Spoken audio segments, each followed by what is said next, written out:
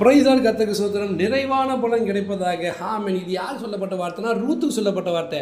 Ruth யாருன்னா, அந்நிய தேசத்தை பிறந்து மிகவும் மோசமான சூழ்நிலை, கணவனை இழந்து, கணவனுடைய சகோதரனை இழந்து, மாமனாரை இழந்து, எல்லாவற்றையும் இழந்து தனியாக நிற்கிற ரூத்துக்கு ஒரு ஆப்ஷன் வருது. நீ உங்கள் அப்பா அம்மா வீட்டுக்கு போகிறாந்தாலும் போகலாம், நீ வந்து அங்கேயே இருக்கலாம்னு சொல்லி சொல்கிறா. அப்போ என்ன பண்ணுறா, இல்லை நான் என்னுடைய மாமியாரையோட நகோமியை பார்த்து, உம்முடைய தேவன் தான் என்னுடைய தேவன், உம்முடைய தேசம் தான் என்னுடைய தேசம் சொல்லி உங்கள்கிட்ட தான் நான் வருவேன்னு சொல்லி அப்போ வர்றா. அந்த பலன், அந்த ஒரு ஆசீர்வாதம், இஸ்ரவேலின் தேவனாய கர்த்தரின் சேட்டைகளை அடைக்கலமாக வந்த உனக்கு நிறைவான பலன் கிடைப்பதாக என்று போவாசை கைப்பிடிக்கிறார். அந்த போவாசை கைப்பிடிச்சதுனால இயேசு கிறிஸ்துவே அவருடைய சந்ததியில் பிறக்கிற அளவுக்கு ரூத்துக்கு மிகப்பெரிய ஒரு ஆசீர்வாதம் கிடைக்குது. இன்னைக்கு கர்த்தர் உங்களை பார்த்து சொல்றார், நிறைவான பலன். இஸ்ரவேலின் தேவனாய கர்த்தரை அடைக்கலமாக, சேட்டைகளின் அடைக்கலமாக வந்த உங்களுக்கு நிறைவான பலன்.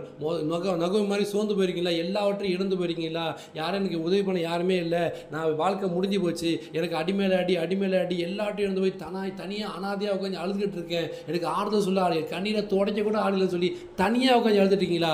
கர்த்தர் உங்களை பார்த்து பேசி கொண்டிருக்கிறார். அவருடைய சேட்டைக்கு அடைக்கலமாக வாங்க. அவருடைய சேட்டைகள் கீழே அடைக்கலமாக வந்தீங்கன்னா அவரே நமக்கு உயர்ந்த அடைக்கலமாக இருக்கிறார். பலன் கொடுக்கறது மனுஷனுடைய வேலை. ஆனால் கர்த்தர்ட்ட வந்தீங்கன்னா நிறைவான பலன், நிறைவான பலன் கொடுத்து வாழ்க்கையில் எல்லா பகுதியிலும் நிறைவான ஆசீர்வாதம் நிரப்பி நிரப்பி நிரப்பி நிரப்பி எல்லாவற்றையும் நிரப்புகிற தேவன் இன்றைக்கு சந்தோஷத்தை கொடுத்து, சமாதானத்தை கொடுத்து, ஆசீர்வாதத்தை கொடுத்து, அபிஷேகத்தை, வல்லமை கொடுத்து, கிருபை கொடுத்து இன்றைக்கு உங்களோட நிறைவாய் ஆசீர்வதிக்க போகிறார். நிறைவான பலன் உங்களுக்கு கிடைக்க போகிறது. அவருடைய சேட்டைக்கு அடைக்கலமா வாங்க. அவரையும் சொந்த ரச்சனையாக பிடித்துக் கொள்ளுங்க. சூழ்நிலை கொண்டு சோர்ந்து போகாதீங்க.